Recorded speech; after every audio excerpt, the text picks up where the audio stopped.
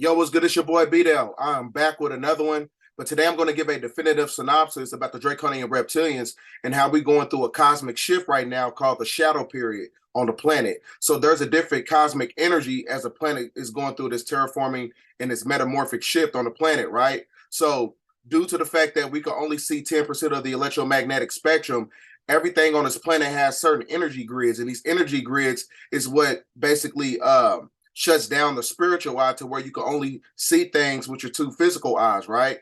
So I'm going to be showing you in this video, I'm going to be showing you the reality about the Draconian Reptilians. It's another reptilian story. This is going to be part 3. So there's a guy by the name of Jordan Maxwell. He is interviewing this woman. She wants to remain anonymous. She doesn't want her name out there. So in the interview, you know what I'm saying, she's basically, you know, discussing her encounters with Draconian reptilians and things of that nature. But before we get started, I want to show you a few images, right? I want to show you a few images of the Draconian reptilian and how it's a reality. These are a few publications and a few pictures that I've seen online, right? So you could tell by his eye, this is on national television. So as the planet is, you know, keeps going through this metamorphic shift, you're going to see a lot more of these entities, right? These Draconian reptilians, because they're not only acclimated to the European, you know, biological structure. You have, you know, during the inception of the planet, when you're talking about the seed of Enlil, a lot of these entities are so-called black people, right? And we're going to I'm going to do a video of that, you know, when I'm talking about the black nobility. So here's a video of it right here. It was captured on somebody's Instagram. You could tell, just like, look at the eyes. You see what I'm saying? So the more the planet is going through this cosmic shift, the more you're going to see these entities. And here's another one right here. This was captured on Orion Daystars on his Instagram. You could tell by the eyes.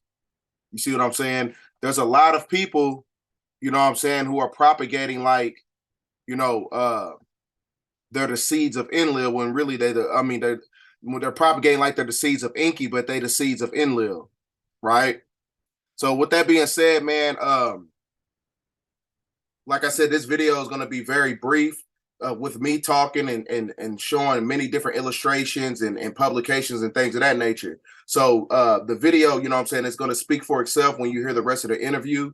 So it's going to be one of those videos, man, if you're doing laundry, if you got a snack, if you got time to just sit down and just listen to everything that she's saying in the interview, this is one of those things you could just chill out, roll you up one, sit back, drink some wine, you know what I'm saying, just enjoy the video. So I'm going to get straight to it. And I'll let you guys listen and leave your comments in the section. And I got parts 1 and 2, not of this interview, but parts 1 and 2 on my in my videos, in my video section when you're talking about Draconian reptilians. Because I got 2 other Draconian reptilian stories talking about people's encounters and things of that nature. So leave your comments at the bottom. Enjoy the video. But I believe there are reptile aliens here because of my own personal research. I have been in the company of at least 8 people over the past many years, 8 different people. Each one is extraordinarily well-grounded people. Airline pilot, one with a major airlines, a very wealthy man in Las Vegas who buys and sells commercial hotels, buildings, etc. Extremely wealthy man, Christian, incidentally, very Christian man, but very, very wealthy, a very highly intelligent man. Sat down and told me about his personal one-on-one with a reptile alien in which many others in his church were privy to see. That's a whole story in itself. That happened in Colorado. And then to have scientists and a young lady who was one of my favorite people in the world, a young lady called Nancy. And Nancy just blew the audience away. She is so feminine, so incredibly charming and feminine girl, talking about stuff that will blow your mind. Her father was in the Air Force, her family was Air Force, but her father was in charge of Project Retrievables for the Air Force. The man who was in charge of going out wherever in the world, any extraterrestrial activity, he was in charge in the Air Force to go there first, and he was the boss. Is Nancy with us? Yes, she is. Oh, Nancy. Hi, George. I'm here. Hi, dear. How are you doing? Nancy, I want to tell the audience how much I very much appreciate your friendship and our time that we've had together to talk about such things. Because Sweet. Thank you. it's such an interesting and important time in which we live. And I believe, as I've said on my program many times, that it's an idea whose time has come for us to publicly begin to talk about the reality of other life forms on this earth, other life forms who have come here from other worlds, possibly, or maybe even indigenous life forms who have always been here, but we just don't see them. And I've heard all kinds of stories, and we've talked a lot about that ourselves. Maybe you could tell the audience something about yourself and how you come to be, who you are, and all of your experiences in your past, because they're fascinating stories. I doubt in the time we have that I would be able to tell them all of them, but well, whatever.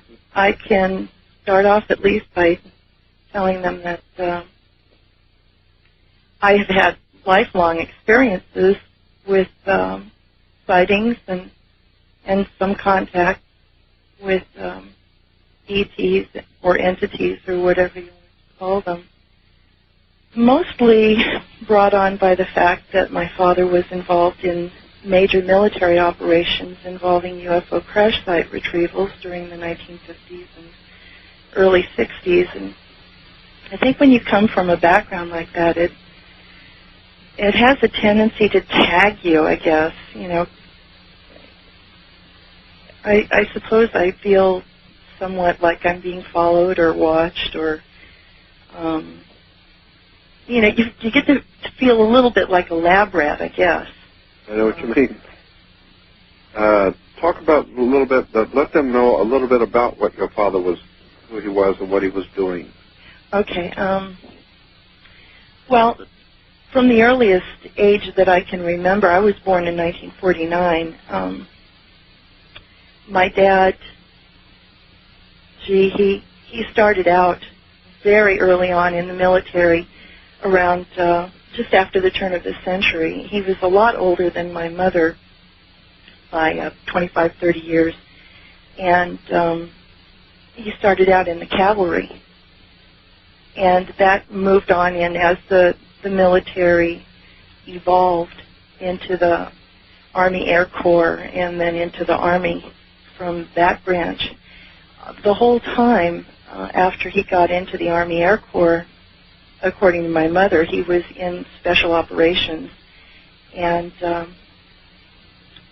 according to her, his first experience with any kind of sighting was back in the 1930s off the coast of Greenland. He was on a major military vessel offshore, and there was a whole complement of crew aboard. It was in the morning. They were getting ready for their early shifts, getting their orders and whatnot. And while they were there waiting for their orders for the day, everybody on the ship saw a UFO come up out of the water off the coast of Greenland. And she described the way he described it as being just this kind of an orangish, greenish light that came up relatively close to the ship and then came out of the water at approximately a 45-degree angle and just sped off into space. Now, this is a whole crew, including, high-ranking military officers, and they were all debriefed extensively afterwards. And from that experience, my father developed a much more keen interest and continued to look into different kinds of phenomenon, especially when he was in Europe undercover as a band leader at that time. That's when my mother met him, was right after the war ended. And she and he both had some experiences in Germany at the time. And it would be better probably at some point in the future if maybe you had her on and she could tell you in detail, you know, what those experiences were. But I was quite interested to find out that there were UFO sightings and, you know, activities during World War II and after World War II. I know my mother had a couple of experiences before she met my father when she was on her way to the concentration camp. Now, my mother wasn't Jewish. She was a Hungarian gypsy. But she, like a lot of the other people that were taken into camps, I mean, there were many different kinds of people, not just Jewish people alone, who were subjected to those kinds of horrors and atrocities. On her way, in one of the boxcars, they were sending her to a place called Theresienstadt in Poland, which luckily for me, otherwise I wouldn't be here, was a work camp and not a death camp. This was approximately 1942 because she was in the camp for 3 years before she was released by the Americans, or rather, you know, before the Americans came, because she actually escaped right as the Americans were coming. Anyway, she and a bunch of other people were just jam-packed into one of these cattle cars, you know, with the little tiny slits through the wood that you could look out and see what was going on. One day when they came to rest at one of the stops that they were at, my mother said everybody saw some form of unidentified flying object over the train station, and there was just, this was at night, and it was just totally, the entire area was lit up as though it was daylight, and the train wouldn't move. And it was stuck there for a couple of days. It just refused to move after that happened. And eventually, of course, the train moved on and they all ended up in Theresienstadt. But my mother, you know, comments on various things that the German soldiers were screaming and yelling about when they were outside in a panic trying to get away and wondering what this thing was. So that was her first experience with a UFO. And when my father found out that she had had experiences, then the two of them kind of started talking more about it, and he eventually decided that when he came back to the United States that he wanted to go predominantly into that area of study and research. And he was eventually requested to do that because of his various experiences and interests. So in terms of that, right after I was born, he started having major forays out into the desert. Predominantly where we lived was in an area that was almost completely either mountainous or desert. The boundaries were from southern Utah to western Colorado, northern Texas, all of New Mexico, the predominant eastern portion of Nevada, from mid-Nevada towards the east, and all of Arizona. So that was his territory. And I remember as a kid, we would get these telephone calls in the middle of the night, and we'd have to pack up everything and take off. I mean, being an Army brat is difficult anyway. An Army family is difficult because you are often just stationed, you know, haphazardly anywhere they might need you. And this was especially true of my father. We always lived in motels. You know, he never had houses, never had pets. I never had any friends when I was a kid. It was a pretty lonely life for a child. And then again, you're stuck out in the middle of nowhere. And you know, at first I wasn't really aware of what was going on. And, you know, it seemed kind of interesting that, you know, my dad would point out these pretty little lights in the sky every now and again.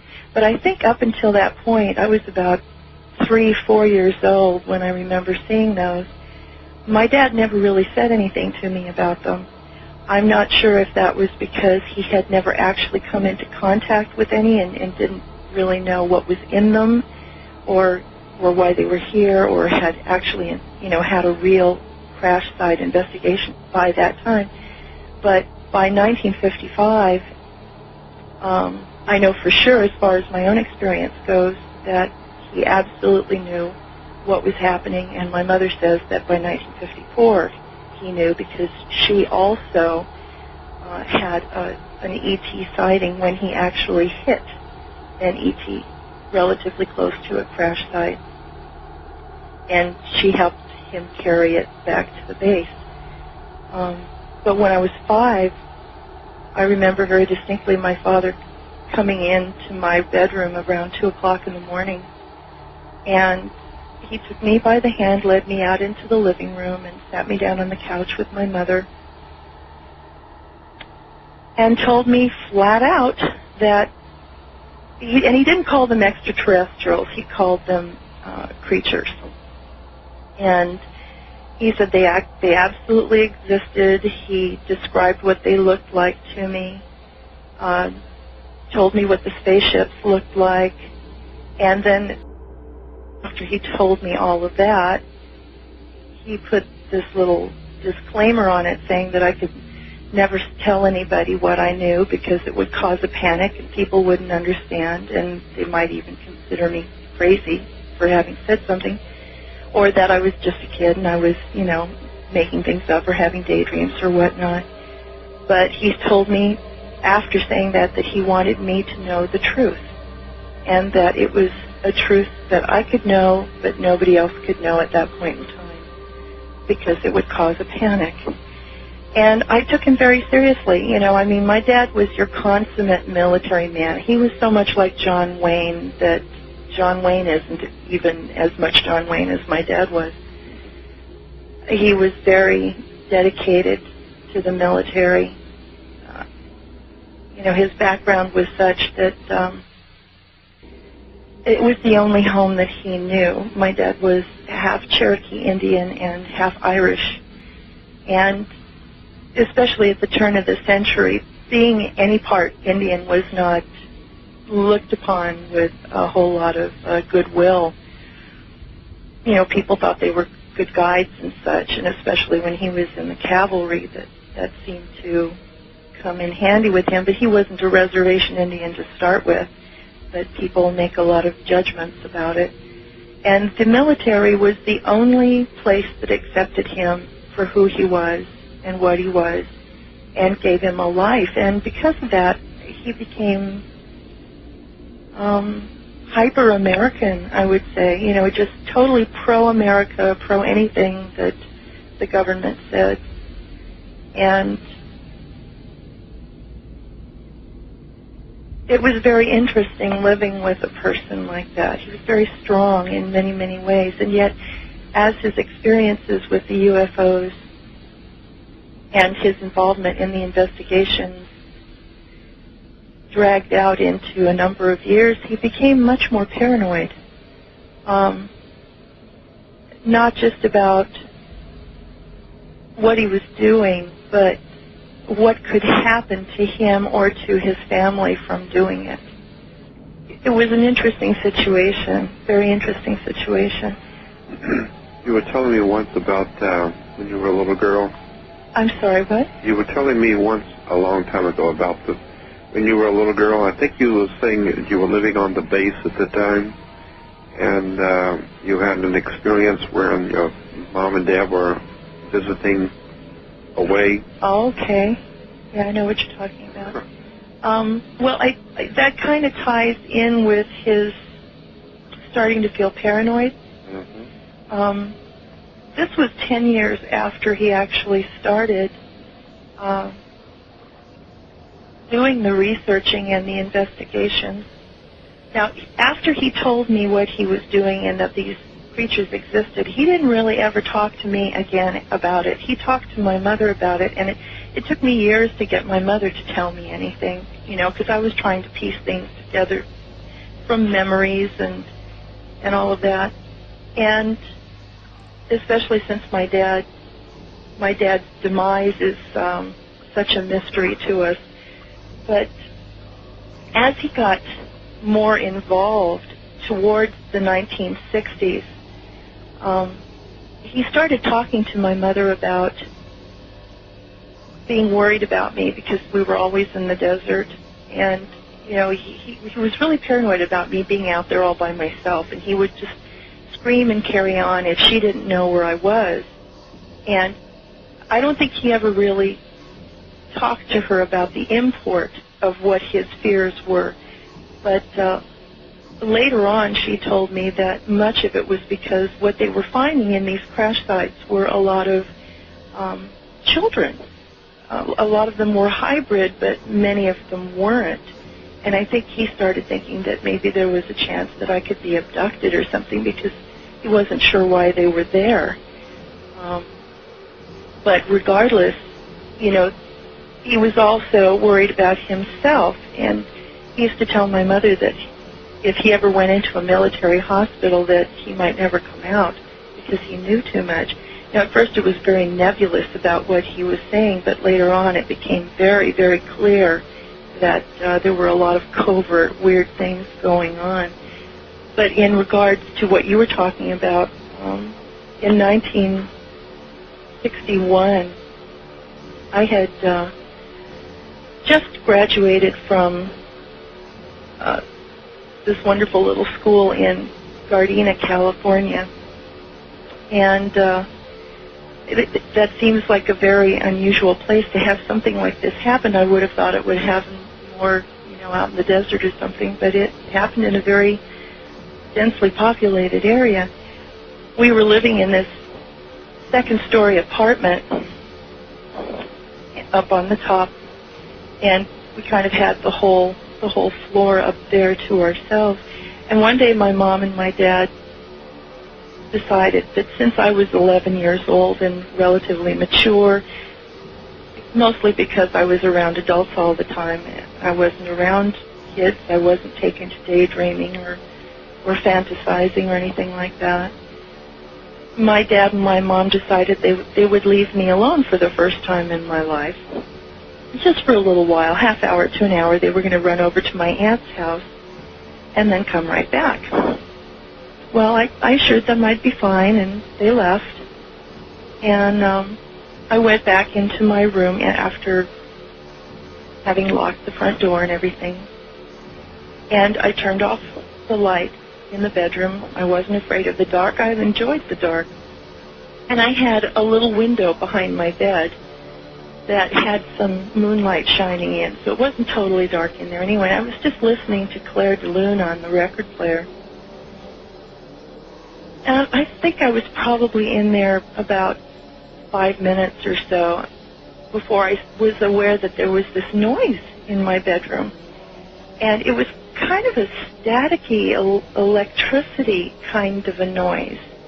But it grew in intensity. And as it became louder, I became more focused on where it was coming from. It was coming from my closet. And it was a relatively good-sized closet, and the door was open. Again, I wasn't taken to nightmares or envisioning monsters or anything like that. I was too mature for a little kid, way more mature than most kids would have been considered at the time.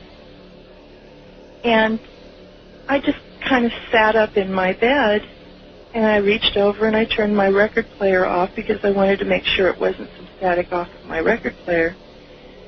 Sure enough, the sound was coming from the closet, and as I watched the closet and the open space that was there, and I could see the different shades of darkness that were there, you know, with the clothes and everything. The noise just got louder and louder and louder. And then all of a sudden, the noise stopped, and there was just a clicking sound. But it was not rhythmic. It was kind of arrhythmic. A couple of clicks, then one, and so on. And then there was a shape. It just appeared. Just a shape appeared in my closet. And I really stood up and took notice that. I didn't actually get out of bed, but, I really came to attention. And I jumped up on my bed with my knees under me and my feet against the wall and my back against the wall and my hands against the wall. And I was just totally pressed back there in a state of tension, watching this wide-eyed as this dark shadow appeared in my closet. And I realized at the same time that there was no way out of my closet if there was a person in there, because that's what I thought it was at first. The door was right next to the closet, and my door was closed. And there was only this window behind me, and we were on the second story, and if I would have jumped out, I would have probably killed myself. It was concrete down below. So I just kept my attention on what I was seeing, hoping that there was nothing really there. And to my shock and utter surprise, what it was kind of moved out. It bent down and moved out and stood straight up.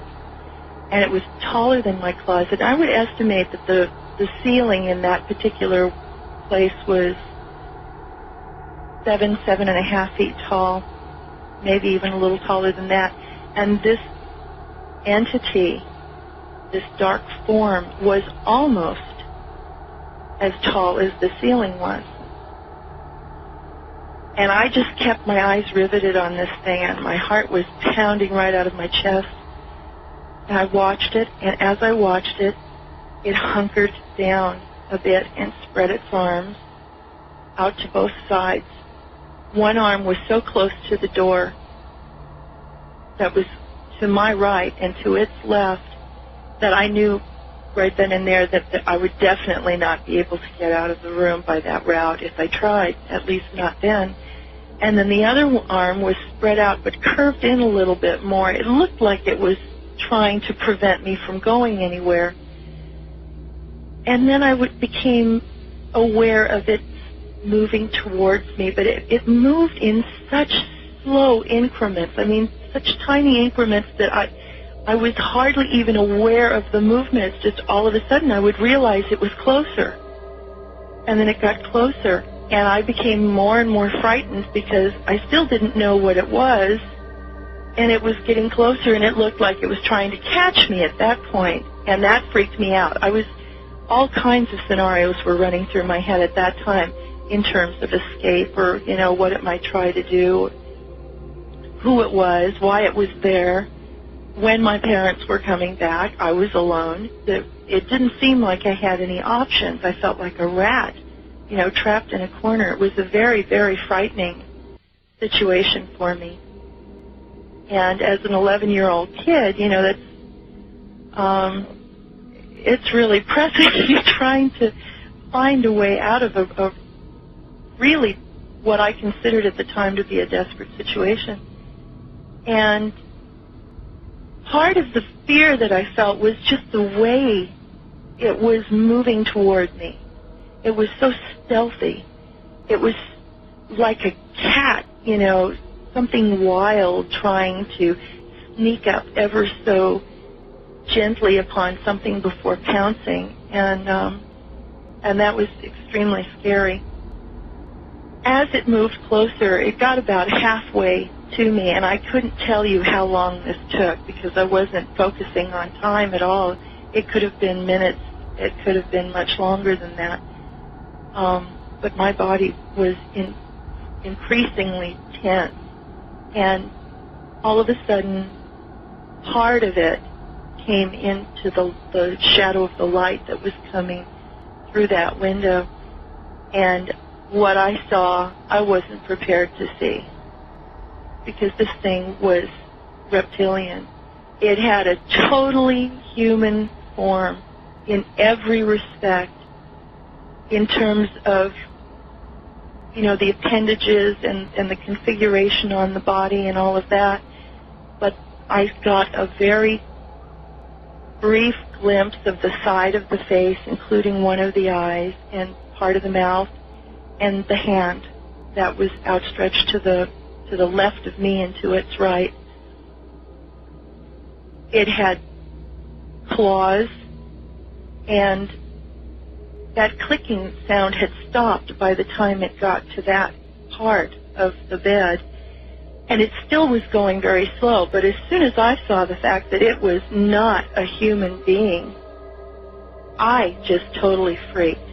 And right at that instant, I thought I was lunch, and I just wanted to get out of the room, and I pushed with all of my might against the wall with my feet and my hands, and I bounded off the bed and just scraped by its claws on its left hand. It threw open the door, whipped around the corner, got into the bathroom and locked it. I had all these bedclothes that were tangled around my feet and everything. I was trying to get through them and dragging some of them in with me. Scared to death that this thing was going to get me before I could get away. And as soon as I'd locked the door, not thinking that if it could get into my bedroom, it could get into the bathroom, I thought I was safe in there. I hunkered down between the wall and the toilet. There was just this very small space, but boy, I shoved my little pudgy body in there really fast and just hyperventilated my little life away until I heard kind of a jiggle on the door, and yet it wasn't. This creature, whatever it was not trying to get into the door. And I thought about it just very briefly and then panicked out because it started making these scratching noises on the outside of the door, just going right from the very top of the door frame all the way down very slowly to the bottom of the door. It did it 3 or 4 times. And then I heard the key in the front door and my mother and my father's voice. And they came in, and the scratching stopped, and I heard my dad call my name, and then my mother call my name. I just was so petrified. I couldn't speak. I couldn't move. I could hardly breathe. I didn't know what I had just been through. I couldn't fathom the danger that I was in, and I was worried at that point that my mom and my dad were in danger, but there was nothing I could do. It was like this little survival mechanism kind of turns on in you, and everything else turns off. And I just didn't want to be around whatever this was. And then as my mother and my father, I could hear them walking down the hall calling me, and I wasn't answering, so they became more frantic. And they started screaming at that point, and then my father goes, oh my God, at the top of his lungs and just running down the hallway. And my mother is screaming at the top of her lungs for me. They'd both seen, because from our front door to the bathroom door was a straight line shot of vision. And, gosh, how many feet? Maybe 30 feet, maybe a little less. But if you just come into the door, you wouldn't notice it until you got a little closer, and then you would have seen it. But anyway, they got to the door, and they looked in my room first, and I wasn't there. And by that time, I realized, that I could probably get up and everything. I was safe because it was my dad, John Wayne, after all. And if there was anything there, he'd take care of it, hopefully. And then I opened the door, and I had tears streaming down my face. I was covered in tears and shaking so badly I could hardly speak. And when I opened the door, I saw these deep grooves that had been just carved into the door by this hand with claws, and it had just made curls down to the bottom of the door frame. And it was a very, very, very scary and freaky situation, made even more intense by my father's reaction to it, because he said, that's it, this is over, we're getting out of here, we're moving right now. And we did.